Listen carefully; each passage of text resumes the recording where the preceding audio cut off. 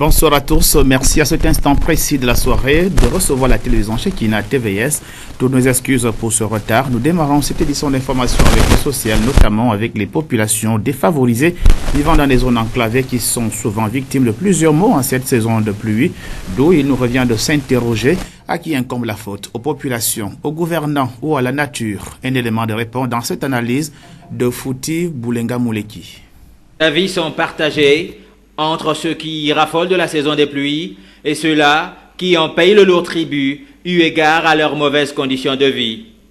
De manière générale, parmi les conséquences néfastes de la saison des pluies, il y a l'augmentation du coût du transport en milieu urbain, ce qui, toutefois, arrange les transporteurs. Le transport augmente aussi parfois, c'est parce que ici d'abord on se débrouille de nous-mêmes et vous voyez que si c'est sur les Sogatra, ils prennent 100 francs, mais quand ils sont en grève, nous aussi on essaie un peu à se débrouiller sur certains bus. Et bus c'est quoi? C'est donc c'est-à-dire on prend d'ici comme Zion, on gagne 100 francs, 200, et c'est avec ça qu'on se débrouille avec. Je suis bon chauffeur et chargeur aussi.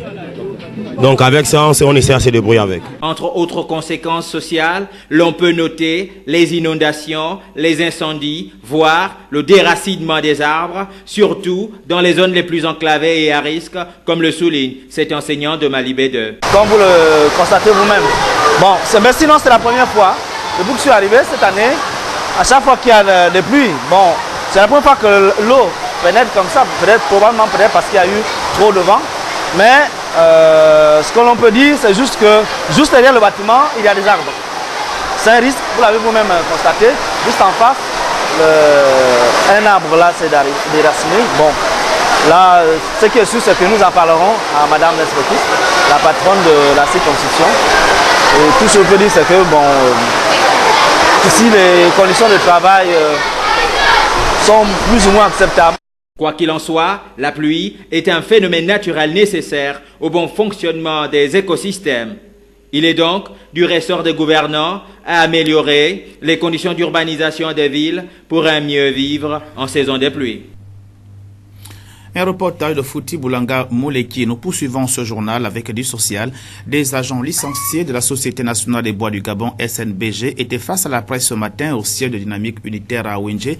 Ils exigent de l'ancien employeur le paiement intégral de leurs droits légaux conformément à l'accord signé entre les parties. Euphrem Bioguedzo.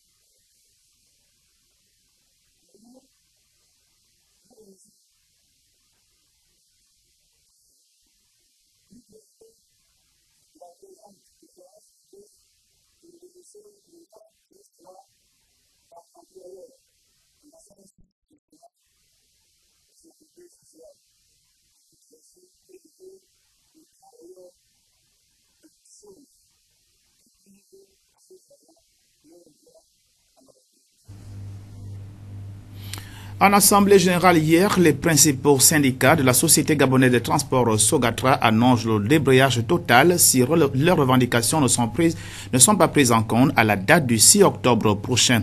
Un climat de tension qui nous amène à examiner les difficultés auxquelles fait face la Société gabonaise de transport aujourd'hui à la croisée des chemins.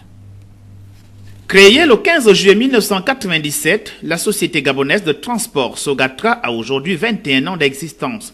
Cette société qui dispose de 2 bases, dont la principale est située au camp de police à Libreville, à l'emplacement de l'ancienne base de la Société des transports de ville Sotraville et l'autre dans la commune d'Ovendo, est une société parapublique spécialisée dans le transport urbain et interurbain. Cette société qui a fait la fierté et le fleuron du transport terrestre au Gabon semble à la croisée des chemins. Entre restructuration et des mois d'arriérés de salaire, la Société gabonaise de transport est en difficulté et ne paye pas ses 1082 employés depuis plus de 8 mois. En dépit de la commission de restructuration mise en place pour sauver l'entreprise, cette commission s'avère inefficace, ses conclusions y comprises. La société engouffrée peine à se remettre sur le droit chemin. 2 hypothèses sont donc envisagées. D'abord, la fusion de l'entreprise avec le nouveau repreneur s'il y en aura. Ensuite, la privatisation. Mais l'hypothèse qui mettrait d'accord les salariés oscille autour de la privatisation. La Société gabonaise de transport connaît 3 principales difficultés. La première, la plus importante, est liée à la régularité de la subvention. La seconde difficulté est en rapport avec l'investissement et la troisième difficulté de la société réside dans ses moyens d'action. Aussi longtemps que ces difficultés ne seront résolues, la Société gabonaise de transport Sogatra irait droit au mur de la disparition, voire de la liquidation judiciaire, sinon en cessation d'activité. La Fondation Constant Oyono, qui œuvre dans l'éducation, la formation et la culture, a procédé à la remise de kits scolaires à près de 300 enfants scolarisés du 4e arrondissement de la commune de Libreville. C'était en présence de nos reporters Euphrem Biyogedzo et Vitalis Kumba. 300 kits scolaires distribués aux enfants du 4e arrondissement de la commune de Libreville dans les cycles ci-après, maternelle, pré-primaire et primaire, une œuvre qui est les bienvenue au moment où s'ouvre de façon officielle la rentrée des classes 2018-2019. La Fondation Constant Oyono, qui n'est pas à sa toute première sortie, a mis notamment les petits plats dans les grands dans le but de soulager les familles. Elle œuvre aussi pour la formation, l'éducation, la culture et l'entrepreneuriat.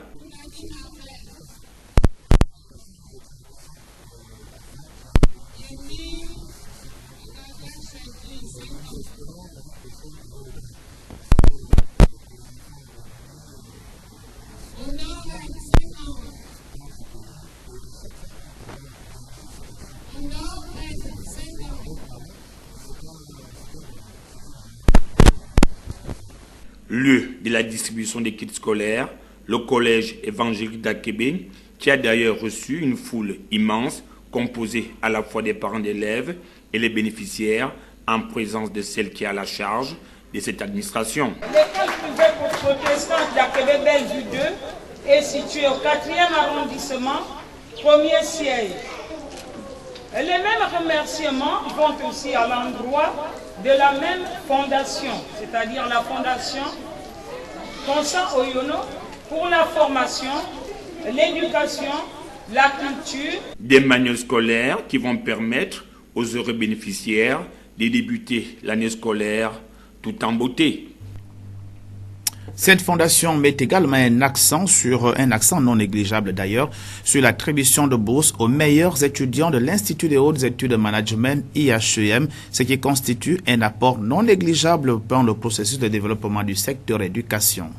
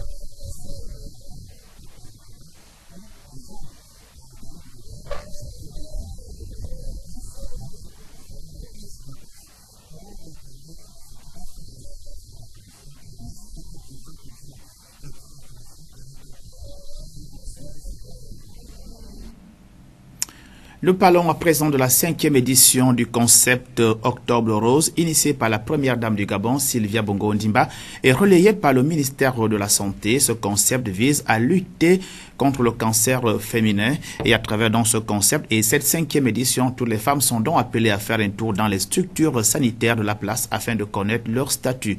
Otman Aldoma Bunda, Vitalis Kumba.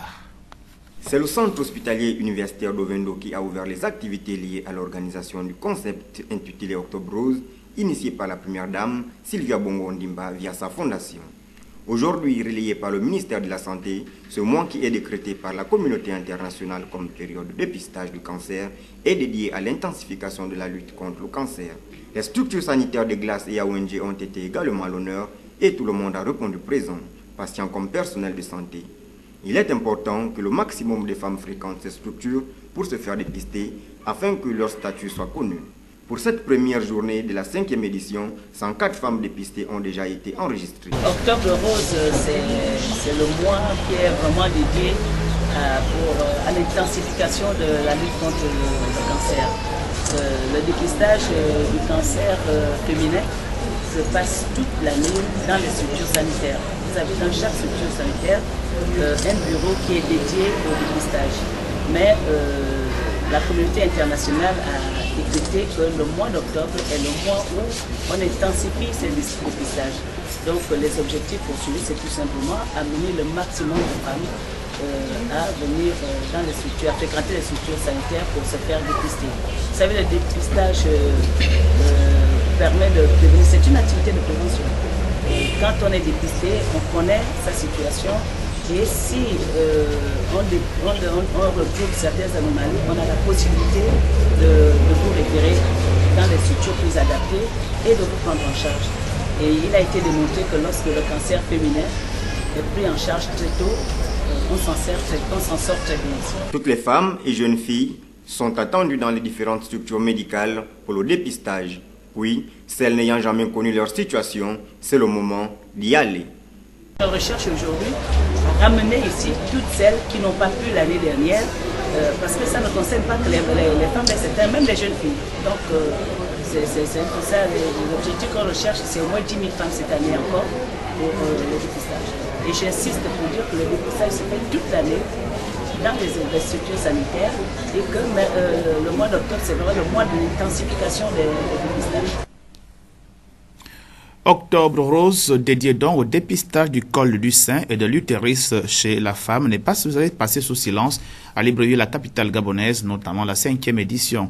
Sinon, comment faire pour éradiquer cette pathologie? Élément de réponse avec Inès Ngongamombo de la Savane. Défini comme tumeur maligne caractérisée par la prolifération anarchique des cellules, le cancer fait des ravages à travers le monde. Ce qui a conduit les plus hautes autorités gabonaises, en tête desquelles la première dame Sylvia Bongo Ondimba, de mettre sur pied une fondation qui porte son nom, avec pour but de lutter efficacement contre cette pathologie. En ce mois d'octobre rose, dédié à cette maladie, les femmes ont pris d'assaut les différentes structures sanitaires retenues pour la circonstance afin de se faire dépister gratuitement. Comment lutter contre cette pathologie? Il y a d'abord une alimentation saine, il y a déjà une alimentation saine, il y a le sport. Et d'ailleurs, pour vous indiquer que vous avez vu que pour débuter octobre, hier, nous avons eu hier le ministère de la Santé, avec le soutien de la Fondation Sylvia Bongo Ondimba, a organisé hier une séance de fitness. Et justement, c'est pour dire justement l'importance qu'il y a entre le sport et la lutte contre le cancer. Et nous allons faire cette activité pendant tout le mois d'octobre. Pour le mois d'octobre, tous les dimanches, on va avoir des séances de sport au niveau du palais de sport, des séances de fitness. Et c'est pour moi l'occasion de demander aux femmes de se rendre massivement à cet endroit, donc au palais de sport, situé dans la zone Petit Paris. Là, justement, les équipements sont là. Il y a des t-shirts et chacun vient avec un volant, avec son habit. Tôt, on se fait dépister, rapidement on peut guérir. L'ignorance tue plus que la maladie elle-même. Les femmes sont conviées à prendre part à la séance de fitness organisée tous les dimanches au Palais de Sport de Libreville par le ministère de la Santé en appui avec la Fondation Sylvia Bongo Ondimba pour éradiquer cette pandémie qui tue chaque jour nos mères, nos épouses et nos filles. L'actualité hors de nos frontières nous conduira en Afrique et en Indonésie. D'abord, en Afrique, l'ex-chef d'État ivoirien Laurent Gbagbo doit être entendu à la Cour pénale internationale sur une demande d'acquittement. Après plus de 2 ans de procès, la partie défenderesse estime que le procureur de la CPI, la Gambienne Fatou Bensouda, n'a pas été capable de prouver les crimes contre l'humanité retenus contre Laurent Gbagbo. Reportage. Un ancien chef d'État face à la justice internationale. Ce 28 janvier 2016, c'est une première lorsque s'ouvre le procès de Laurent Gbagbo. Tout a commencé 5 ans plus tôt. Le 28 novembre 2010, Laurent Gbagbo et Alassane Ouattara s'affrontent lors d'une présidentielle tendue en Côte d'Ivoire. Quelques jours plus tard, les résultats sont sans appel. Ouattara, Alassane, 54,10% des suffrages exprimés. Ces résultats sont invalidés dès le lendemain par le Conseil constitutionnel qui proclame la victoire de Laurent Gbagbo. Pendant 5 mois, le pays plonge dans le chaos. Les partisans des deux camps s'affrontent. Les exactions font plus de 3000 morts. Laurent Gbagbo s'accroche au pouvoir. Il aurait, avec l'un de ses fidèles, Charles Blé Goudé, organisé une campagne de viol et de meurtre pour terroriser ses opposants. Il est finalement arrêté en avril 2011 par les forces d'Alassane Ouattara, puis transféré à La Haye pour y être jugé pour crimes contre l'humanité. Des accusations qu'il a toujours niées. Madame la Présidente, Madame et Messieurs les juges, si nous n'employons pas la démocratie... Après 2 ans et demi de procès, les avocats estiment que les preuves contre Laurent Gbagbo sont insuffisantes. Et ce, malgré l'audition de 82 témoins et l'examen de milliers de documents et de centaines d'heures de vidéos. Ils demandent aujourd'hui l'abandon total des poursuites contre l'ancien président et sa libération immédiate. Si Laurent Gbagbo venait à être libéré, il rejoindrait sa femme, Simone. L'ancienne première dame a été amnistiée par le président Ouattara en août. Elle purgeait une peine de 20 ans de prison pour atteinte à la sûreté de l'État. En Indonésie, Jakarta accepte l'aide humanitaire que lui proposent plusieurs pays suite au séisme et au tsunami dans l'île des Célèbres qui ont fait plus de 832 victimes. Mais sur place, les ONG peinent à faire acheminer l'aide humanitaire composée de produits de première nécessité. Reportage. À gauche comme à droite de la route, c'est le même constat. Sur des kilomètres, il n'y a plus que des débris, des pierres, des gravats et quelques survivants hagards. Un secouriste de la Croix-Rouge indonésienne nous fait signe de le suivre. Avec son équipe, il fouille ce qu'il reste de cette maison. Il espère retrouver des rescapés. Pour seuls outils, ils ont leurs mains et ces bouts de bois. Je ne peux pas le soulever, c'est trop lourd. Il leur suffira de quelques minutes pour comprendre qu'il n'y a plus d'espoir. Que Dieu nous vienne en aide. Il y a 2 cadavres ici.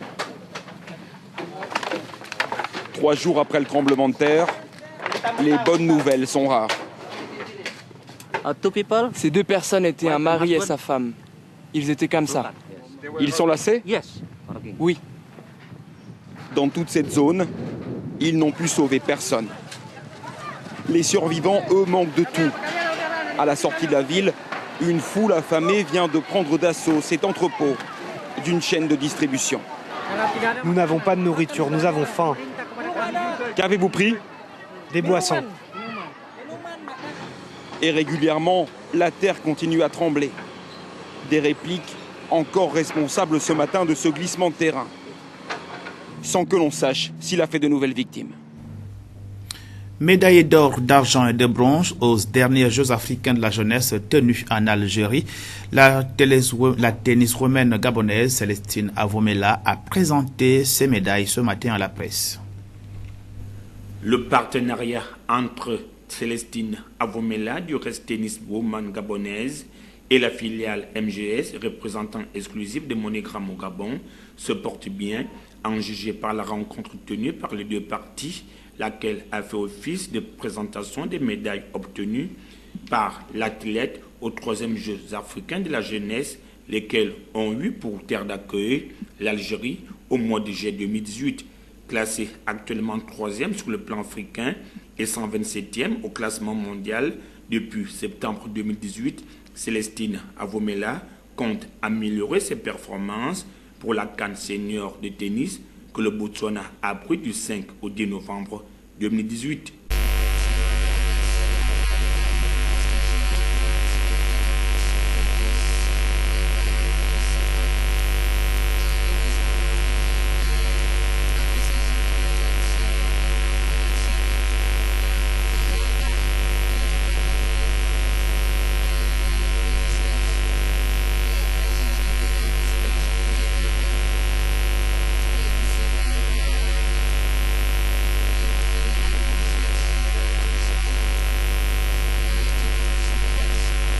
Convaincu de ses faiblesses, l'athlète devrait s'appuyer sur sa technicité pour gravir davantage d'échelons.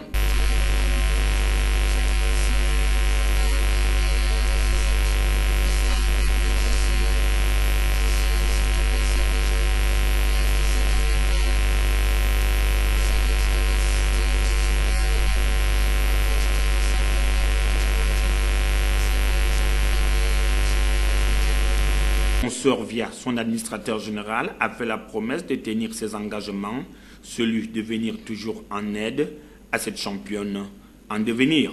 C'est aussi une grande fierté d'avoir cru en elle et de voir qu'on ne s'est pas trompé dans nos choix. Mais le plus difficile pour les sportifs, ce n'est pas de recevoir des fonds pour un événement, c'est d'avoir toujours les fonds qu'il faut pour les accompagner dans leur progression. C'est ça le plus difficile. Et c'est malheureusement la difficulté que beaucoup de sportifs africains rencontrent. Ils ont un potentiel, quelqu'un y croit, leur octroie le soutien qu'il faut, mais ensuite ce soutien s'amenuise et ils ne peuvent pas aller au-delà d'une certaine limite. On a déjà connu ça avec d'autres tennis, joueurs ou joueuses de tennis du Gabon, et même d'autres sportifs du Gabon, peu importe. C'est toujours le même problème. C'est pour ça que chaque année, malgré nos moyens qui peuvent s'amenuiser avec avec la crise, on essaie quand même de faire l'effort qu'il faut pour poursuivre le soutien à Célestine, parce que ce serait dommage d'avoir cru en elle, de l'avoir accompagnée jusqu'à un moment et puis de la laisser tomber et puis ne pourra plus évoluer. Donc en fait, on fera toujours l'effort qu'il faut pour l'aider à poursuivre sa progression. En dehors de l'apport financier de MoneyGram et du Fonds pour le développement du sport, la Caisse nationale de sécurité sociale, elle aussi, vient de se greffer afin d'apporter une aide multiforme à cet athlète. Cette actualité sportive met ainsi un terme à cette édition d'information du soir. Merci de l'avoir regardé. S'il plaît à Dieu le Très-Haut, je vous retrouve demain à la même heure.